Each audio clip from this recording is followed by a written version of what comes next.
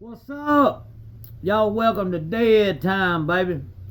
This is where we talk about the Alabama prison system, the ADOC as they call it. And we like to talk about a little other stuff too, you know. There's only so many prison stories you can tell, you know. But I'm gonna have to go there, man. Look here. I remember I started watching Alabama football with my daddy when I was about 7 year old, man. Probably 1987, 88, somewhere in there. Y'all, I've been through the Perkins, Curry era. Remember laying in the floor, I can remember it plain as day, laying down in the floor on my stomach watching the TV when Gene Stallings in Alabama won the championship in '92.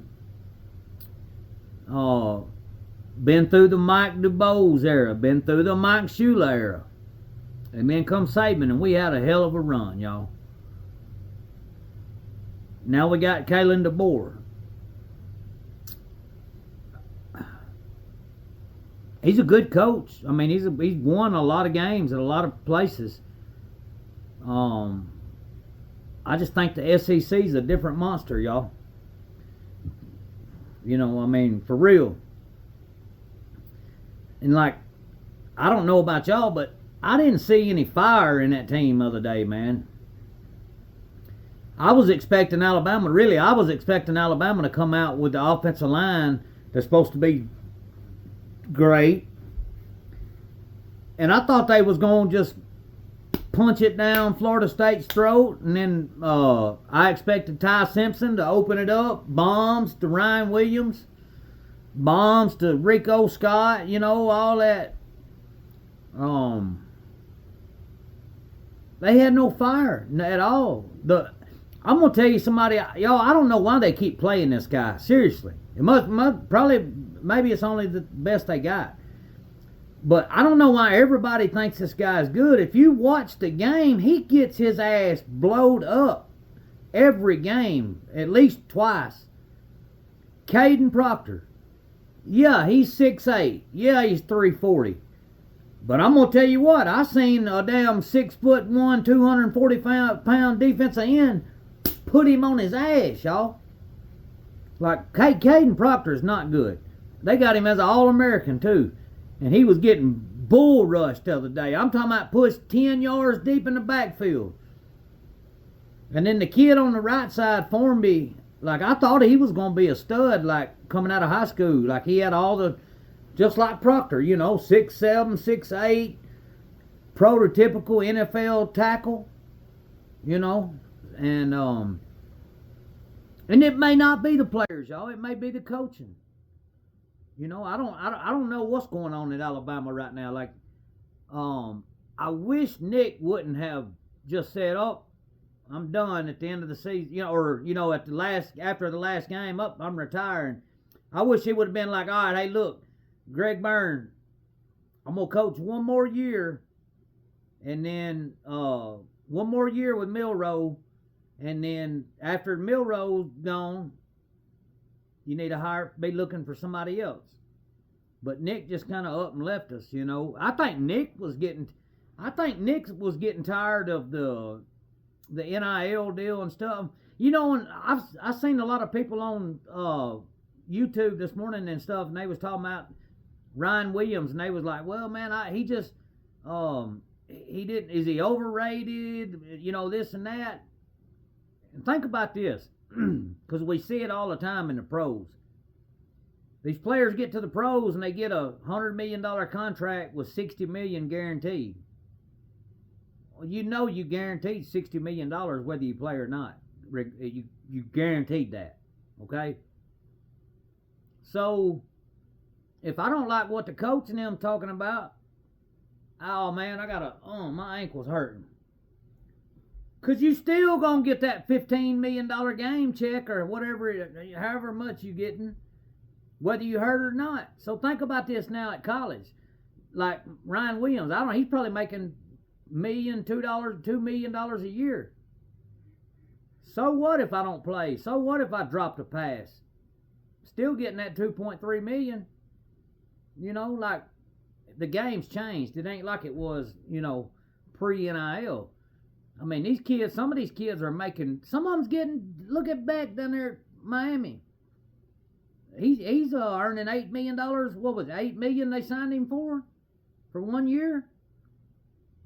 Man, they some quarterbacks in the NFL don't even, no, not quarter. Most quarterbacks make way more than that. But, I mean, you got to think, there's a lot of players in the NFL that don't even make $8 million a year.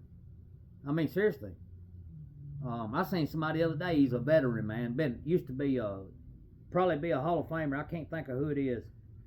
Signed a contract somewhere for 1 year for $1.85 million. Nick Chubb might have been, or somebody. They signed a contract for 1 year for like $1.7 million. And you got kids in college making way more than that. So, I mean, I just think that they don't, used to, you had to ball your ass out to get that high pick in the draft. I mean, hell, I ain't even gonna lie. If I was a college athlete and I went to college and made $8 or $10 million in college, hell, I might just not even go to the pros and start my own business. Or just live out. Hey, man, look here, you can take $8 million,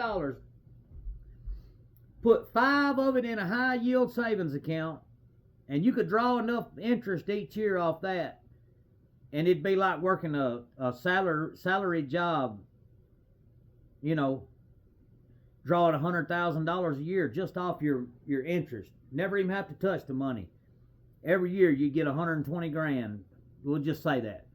Get 120 grand every year. That's like working somewhere for $120,000 a year. That's good money. You know what I mean? I mean, that's $60 an hour. So, I just think some of these players, they're like, hey, screw it, man. I don't care what fans think. Or, I'm still going to get paid regardless if I play or not. So, and if I drop a pass, who cares? That $2.3 million is still getting signed, baby. But anyway, that's just my thoughts, man. Like, I don't know. I think NIL's changed everything. Because if you watch Major League I don't watch Major League Baseball, but I noticed that a lot of players, they get hurt all the time. I mean, they're making $125 million contract, 5-year, $125 million contract, and they play one season of it. The rest of the time they're out hurt, or they set the whole season out hurt, and then when they playoffs start, guess what? Ready to go now, baby. Now, you can't tell me that man didn't set out all season long knowing he wasn't hurt. Drawing them big checks. And then when he seen that they was going to make the playoffs, shit, I'm better now, coach. I'm good. I feel like I'm good to play now, coach. We see it all the time, y'all. You ever notice they always say we're hopeful to get them back for the playoffs, or we're hopeful to get them back for the Georgia game. Like, why ain't you hopeful to get them back for Louisiana Monroe? I mean, the quicker you get them back, the quicker y'all get to gelling, right? So it shouldn't matter who you play. But that ain't how it works. So anyway, I was just rambling on, man. I don't think Bama. I think we're gonna go through 2 more years, this year and another year of Mike Shula type. I ain't gonna lie. Excuse me for 1 second, y'all. On Saturday night, I text a friend, and I said, man, you know what? This seems eerily like the Mike Shula era. For real. Like, you got all these good recruits, but you don't know what to do with them. I mean, Bama is loaded, y'all, with great players. I mean, loaded. But watching them the other night, man, I was like, what in the hell? I don't know. I'm going to tell you what, though. Kevin Riley, shout out to Kevin Riley. That's the best running back Alabama's got. He got some speed and he bust that hole quick. Daniel Hill's a beast to pull down. Yeah, goal line. Daniel Hill's a beast. Richard Young ain't it. I thought he was, but he ain't. And Kevin Riley's gonna be the real deal though. That man was knocking out. He can do it. But you know, if you ain't got a line that can block, it ain't gonna be worth the flip. So, but anyway, I'm gonna quit rambling, man. Y'all have a good evening. It's a Cliff, and I'm out.